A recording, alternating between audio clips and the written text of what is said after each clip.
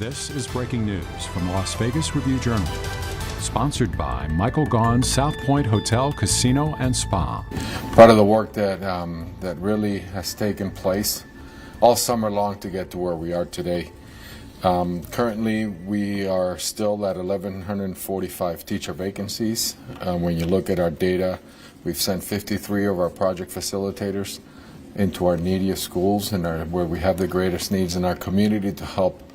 When I say project facilitators, 53 project facilitators from the district office that have been in classrooms, so we can look at and bring that down. That number is also, what can I tell you from our HR perspective, is 17% fewer vacancies than the previous year. So we're headed in the right direction there. We haven't had any major safety issues. Our police and in partnership with Metro, as they reported, so really proud of that work. And really, when you think about being here and Silvestri, excited about where we are, where we're headed as a district with what we saw today here in the 6 middle schools. I don't have the list of 6, but we do our work with our schools and really looking at where we are as a community. As I continue to mention, our staff, really proud of the work, our classroom teachers, our support staff, our bus drivers, our food service. Every school that I go to, teachers are excited, as I said there would be, to welcome our children back to a great academic school year. A lot of work to do, 179 more days. The intention that we have around achievement won't go unnoticed. Our deputy superintendent, our teaching and learning division is really monitoring and will continue to pursue greatness around the standards and the work that's happening in our classrooms to support our hardworking educators. So a great first day. I say to our parents and our community, every single day matters. So send your kids to school every single day. Our educators will welcome them and support them academically. And now I'll turn it over to you to ask any so I can answer any questions. You mentioned teacher vacancies. Let's ask the question, what is CCSD doing to not only attract new teachers, but retain the ones they have on right now? Yeah, so I can tell you our work in our HR department, we've hired more than over 200 more than we did last year. The recruitment is ongoing, working with our State Department. As you saw the State Superintendent here on the way out, we talked a little bit about, some of the processing, which they've been doing a great job. The work, unfortunately, we weren't able to negotiate a recruitment bonus this year. Last year we did, and we lost 150 educators that were hoping that would happen again. So, that all happens at the bargaining table. It's not at the picket line. It's not in the community. It happens at the bargaining table. And that's where my focus needs to be to get there. And I think that is the big hang-up that we have when you look at the salary schedule to retain teachers. Our teachers need to be compensated, and that's the focus for myself, my team, and our school board. So bargaining table, we can address some of these big issues that we have. But today, what you saw here, which is a model that our team looked at with Arizona State University. They've partnered with school districts across America. This is what I believe when the dean and the work that they're doing in Arizona State with the school systems in Arizona, this is going to be part of the retention because it's the working conditions of the teachers. And I think this is going to be the future of education, where there's collaboration, there's teams. And I think this is where we're going to be headed in the future of the Clark County School District. En español. Sí. Prioridad el día de hoy, ¿cuál fue la más grande? Y segundo, ¿qué mensaje tiene para los padres? Sí, muchas gracias. Lo más importante era los maestros, los autobuses, como les dije, que vinieran, que los llevaran y la seguridad, que llegaran a los niños a la escuela. Para los padres, muchas gracias por mandar los niños que estamos esperando que lleguen. Como digo, los maestros que necesitamos, 1,143 maestros, profesores, eso es la prioridad que nosotros tenemos.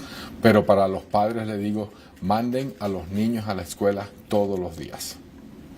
There are a few teachers who are taking to protesting before school and after school. Is there anything you want to say to that? I think they have their right. I'm not going to, obviously that's within their right to do that. But I could tell you, every classroom I went to, every school I went to today, last week, yesterday, our teachers were excited. Our teachers are professionals and they're going to come to work. Bargaining and the negotiations don't happen in the picket line. They happen at the bargaining table, and I welcome the leadership of CCA to get to the bargaining table so we can get this job done so our teachers can get compensated as they deserve.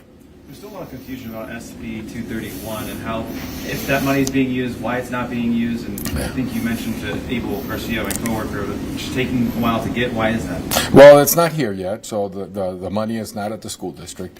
We submitted our paperwork August 1st, like every other district, that we were planning to use it. The state has to then appropriate it proportionally. So the misnotion that there's money here is not. And you heard the governor on Friday. It was a poorly written law. So there's contention on it, and I think that is a problem that we have. It's one-time money.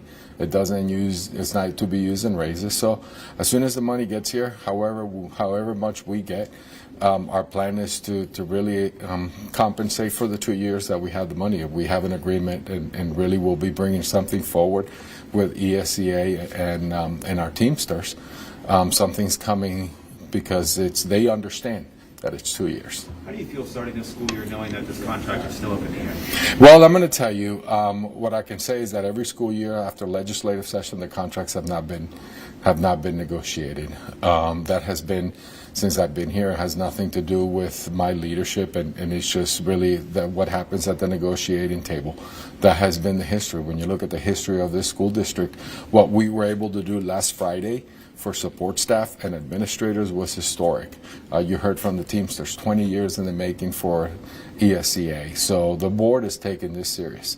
And I remind you, and I'll remind the public, bargaining and negotiation is not at the picket line, it's at the table. And that's where I urge them to come to the bargaining table so we can address this for our teachers that deserve to be compensated.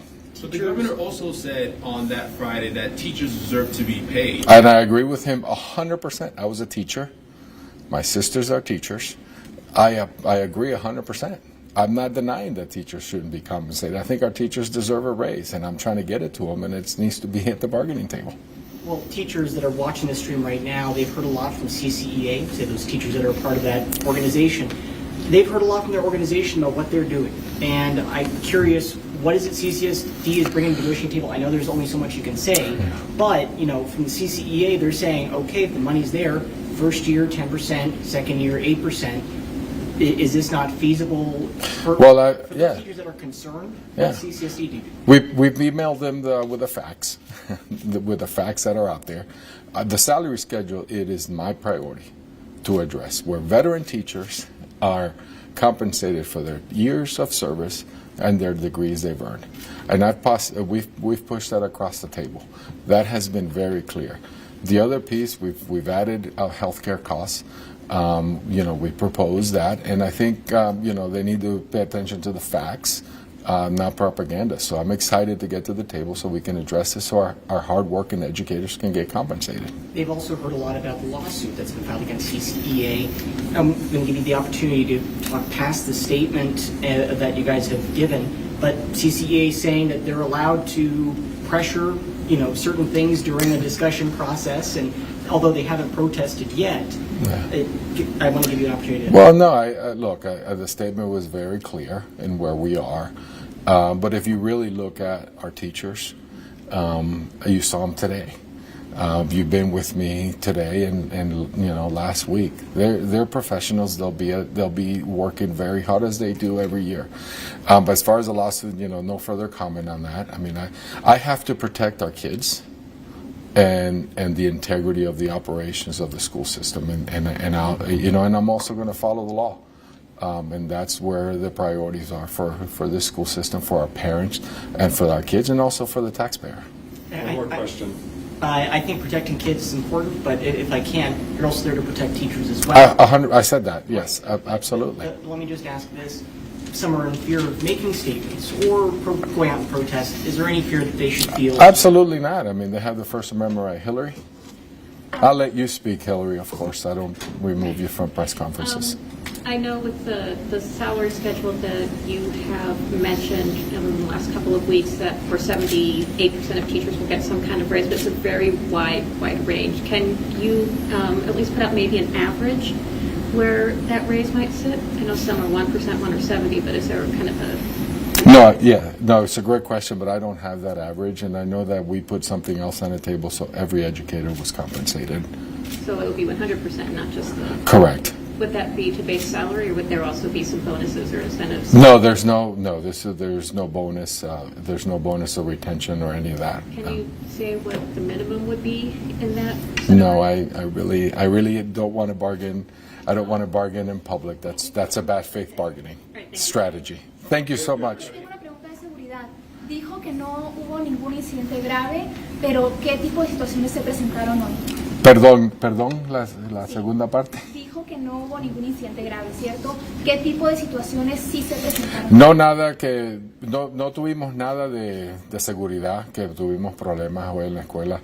El tráfico, me imagino que fue el tráfico, fue lo único que me preocupó más a mí. Hasta cuando llegamos tarde a una escuela por el tráfico fue lo más importante. No importante, sería lo peor. Pero hubo más preparación por parte de... Sí, todas las policías estuvieron, los oficiales preparados para la escuela. Así que muchas gracias. Thank you. You've been watching breaking news from the Las Vegas Review-Journal, sponsored by Michael Gaughan's South Point Hotel, Casino, and Spa.